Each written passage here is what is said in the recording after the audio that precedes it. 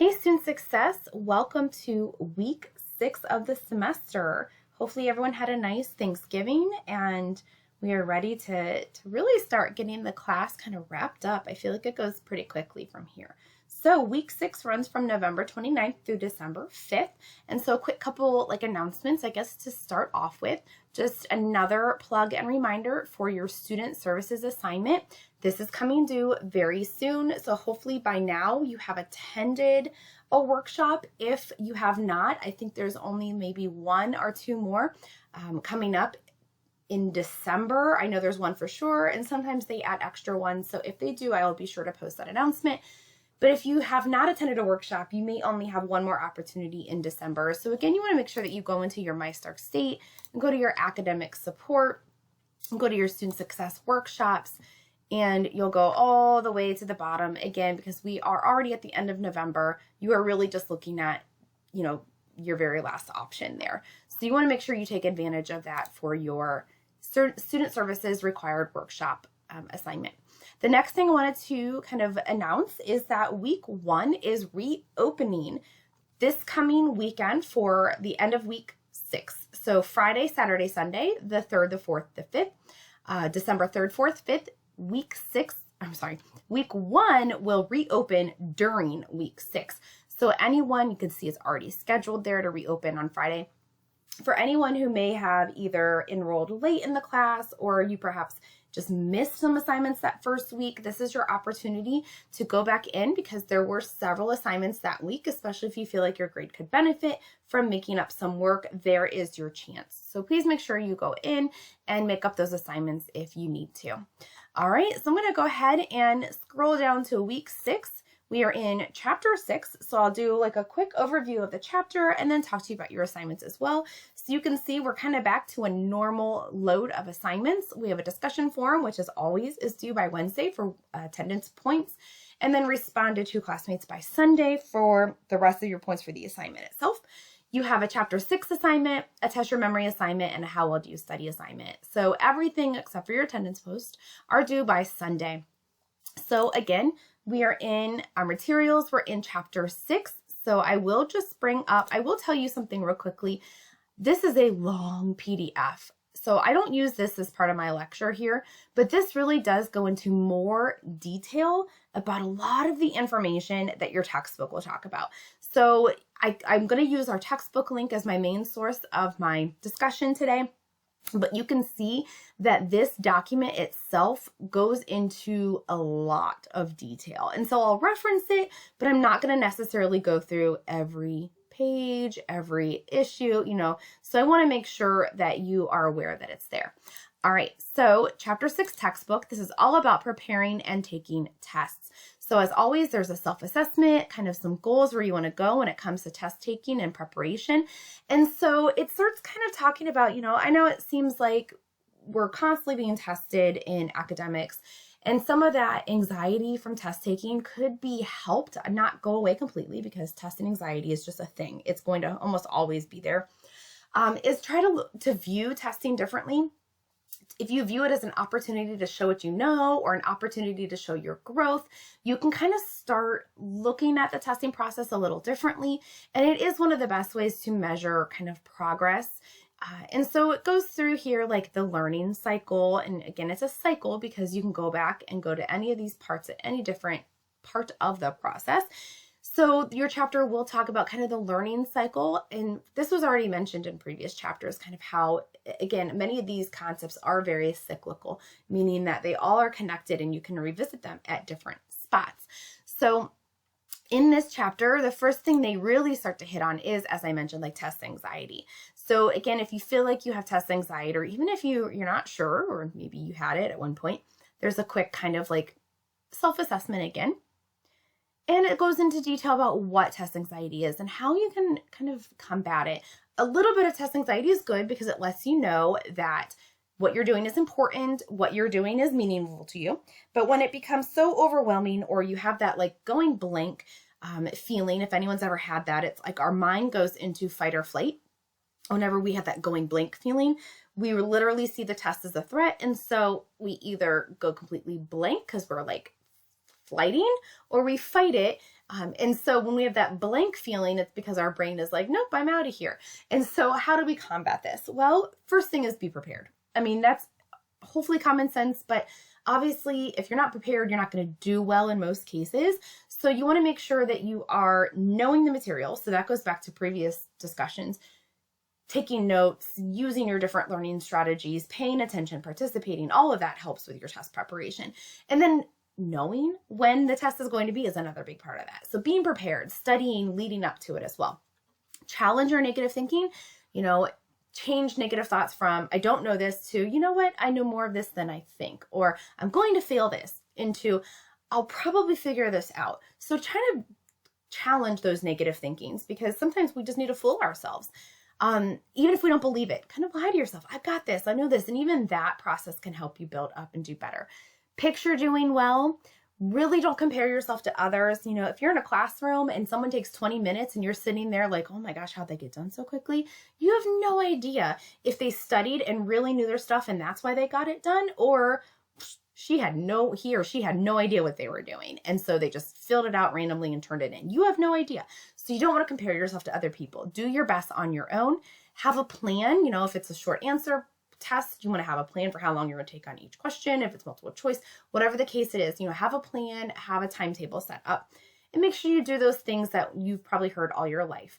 Rest, eat well, get a good night's sleep, calm down, do some breathing exercises.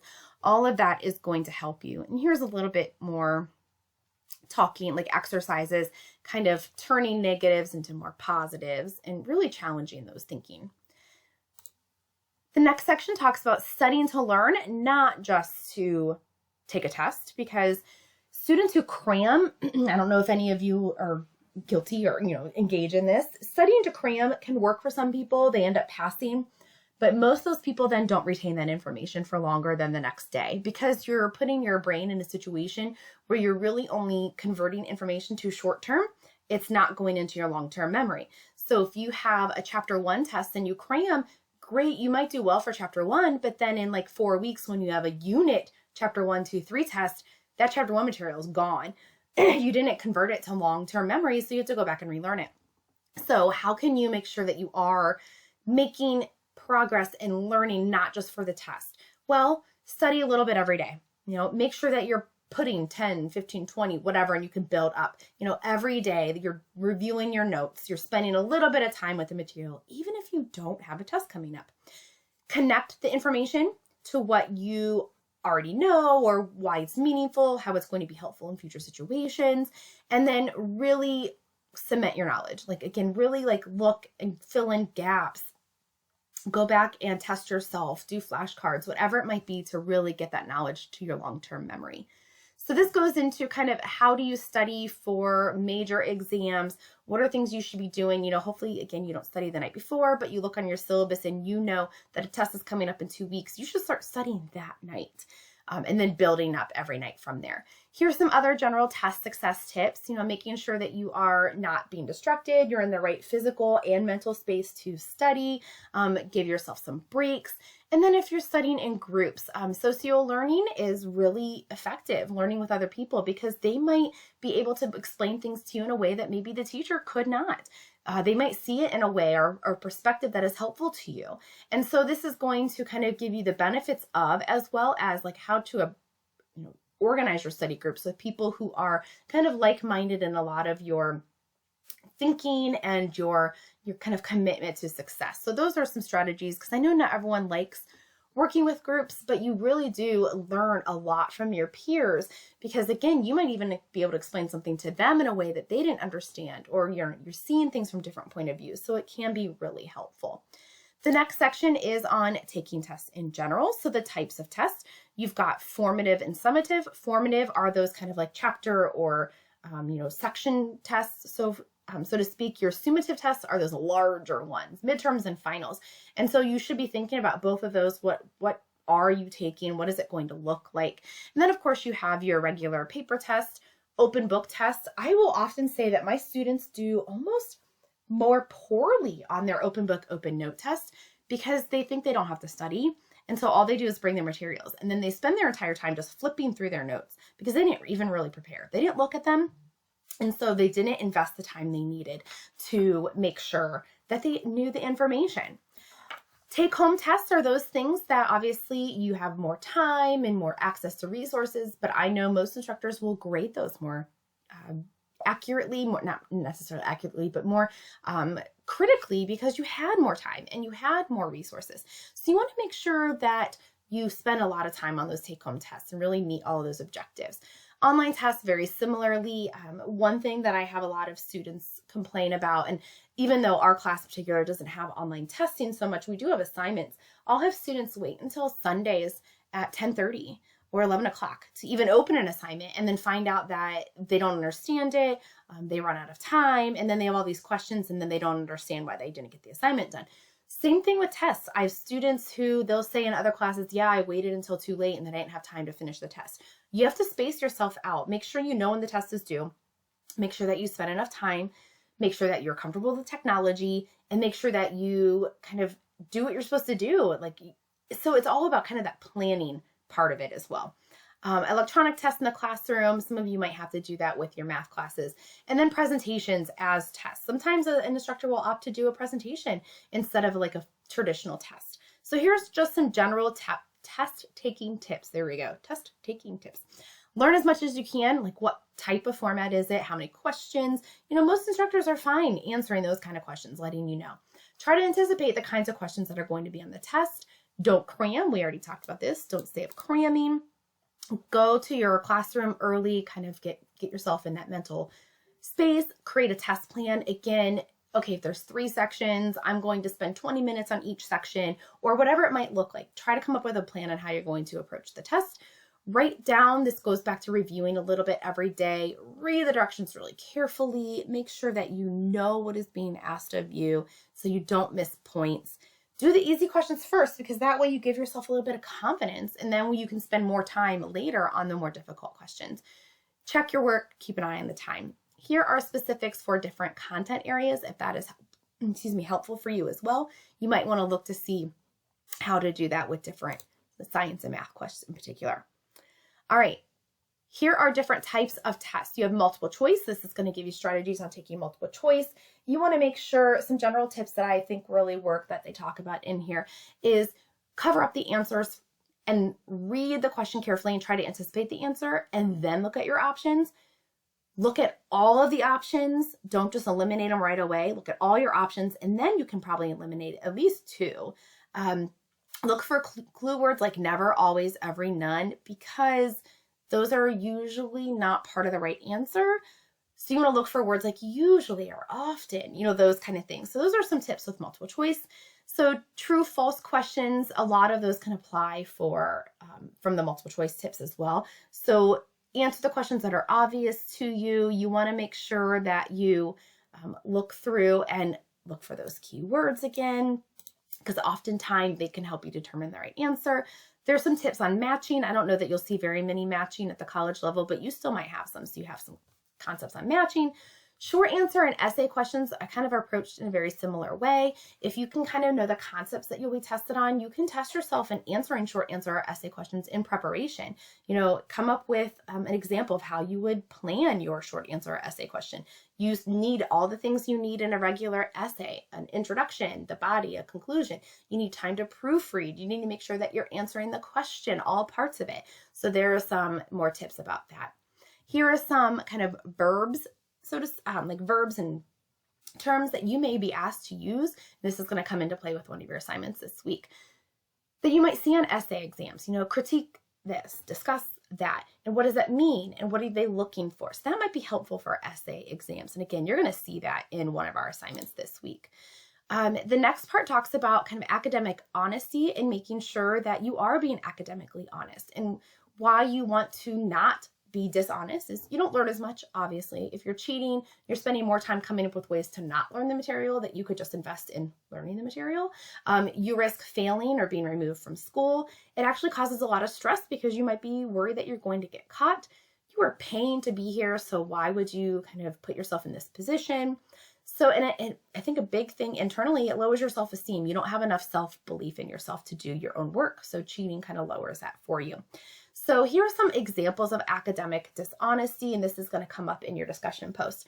Cheating is kind of what a lot of you might think about. So letting someone else do your work, or like looking off of someone's paper, or putting your name on someone's work that was not your own, using resources that you weren't allowed to do. Plagiarism is a form of academic dishonesty as well, copying and pasting or using someone else's work in its entirety, not quoting. That's all plagiarism. You can also self-plagiarize if you were not aware of that. If you wrote a paper in the fall and you think, oh, this paper would be great for my class this spring, and you use the same paper and you just change the name, the course, and the date, that's self-plagiarism. And if you get caught, you could fail the class, the paper, whatever it might be. It's better to have a conversation with the instructor. Say, hey, I wrote this paper last semester. I think it really would work for this. And they can talk to you about like how that could or could not work. Fabrication is maybe just presenting information that's not there. This might happen if you have a class where you're having to collect data. Obtaining an unfair advantage is when maybe you are gaining access to information you should not. An easy example of this is you take a class on Mondays, Wednesdays. Your friend takes a class on Tuesday, Thursday. Same instructor, same class. You take a class on Monday. You know what the test is about, and you say, hey, look, this is what's on the test. This is what you really need to study. You just were part of that student obtaining an unfair advantage, even though odds are a lot of us have probably done that. Oh, hey, make sure you study this concept on the test. It's actually giving someone else an unfair advantage where no one else has that advantage. So that is part of academic dishonesty, which kind of goes into aiding and abetting academic dishonesty, falsification of records, and unauthorized access. So odds are you're going to see most examples or you have already possibly, of cheating, plagiarism, and obtaining an unfair advantage or helping someone do that. You're very rarely going to see these other things, only probably in extreme cases or in like research components. And then the last part is talking about how, okay, when you get your test back, that shouldn't be the end all be all. You should use it to kind of see what you did well, what you need to fix moving forward. And this goes through all these different types of errors and how you can correct them. Hopefully you don't just get your test and put it away, never to look at it again, because you can learn from it. Obviously, if you have a unit test coming up, but also just in general, what kind of tests did you do well on? Do you do best with multiple choice? Do you need to work on your short answer? So kind of evaluating how you perform is going to help you in the future. All right, let's talk about your assignments. Week 6. First thing, your discussion forum. You have 2 questions to answer. What forms of academic dishonesty are most prevalent on your campus? All right, you can head back to this section that we just got done talking about. Examples of academic dishonesty, and it goes through each of them. So you're going to say, which one do you think is most prevalent on your campus? Now, if you're only an online student, you can tell me what was most prevalent at your high school. If you've taken on-campus classes, maybe in the summer or over the spring, what was most prevalent then? Or what do you think is most prevalent if you've not taken an on-campus class? Or you can talk about what might be most prevalent as an online student, because some of these would apply to online as well. Second question, what can you do to personally avoid them in your own academic career? What can you do to remain academically honest throughout your academic career? So that's your original response, due by Wednesday for week 6 attendance, and then respond to 2 classmates by Sunday. Okay, here's your chapter 6 assignment. You can see there are 3 parts to this, so make sure you please read all 3 parts. It says number 1, read the attached article. Click on it. It's going to open up into a PDF. You can see the article itself is not terribly long, considering the first page is mostly a picture. And then you're going to read right here to right there. So really it's just about 2 pages of reading, not terribly long at all. That's step 1, read the article. Step 2, choose one of the following verbs to write a short answer question about this article. So you're going to pick one, and if you come up with another verb, that's okay. Clearly there are literally thousands of verbs, but to make it easy, it's narrowed down to this list. Pick a verb and you're going to write an essay question. If you were a teacher and you had to ask a question based on this article using one of these verbs, what question would you pose? So number 2 is pose a question. Number 3 is answer your question in 3 to 5 sentences. So make sure you do all 3 parts, and you can just go right in here and go under write submission, and you can just kind of like question, answer, okay. And you can do it right there. So again, read the article, create a question, using one of these verbs based on the article, not some random question. I've seen some weird stuff here. You are creating a question based on the content of this article, and then you're going to answer the question. That's your chapter 6 assignment. Test your memory. These two go together. So kind of like what you've seen similar before. This is going to open up into its own little assignment. Again, what you've seen before. And it's going to ask you to, again, you're going to hit next, go through. It's going to literally, is what it sounds like. It's going to test your memory. It's going to give you a real quick memory quiz. And once you've taken next, I can't see these results. This is what I can see. You're going to go in and under write submission, you're going to answer the following questions. How many words were you able to remember of the little quiz? Which words did you forget? And what techniques did you use to help you remember? So you're going to answer them right here. Okay, so you'll first take this little assessment and then answer those questions. That's what I'm going to see. And then finally, how well do you study? Since this whole chapter was about testing, this is another one of those. Oh, it's going to open up. I will see these results. Okay, so you'll hit play and hit next. These results will come through. It's an automatically graded assignment in Blackboard, so eventually I will be able to see. All right, so as a real quick recap, please make sure that you spend some time in chapter 6, both looking at the chapter itself, and then you are welcome to look through that PDF that has a little bit more detail in it. When you're done, you're going to post your original response in the chapter 6 discussion forum on academic integrity, responded to classmates by Sunday, original response Wednesday.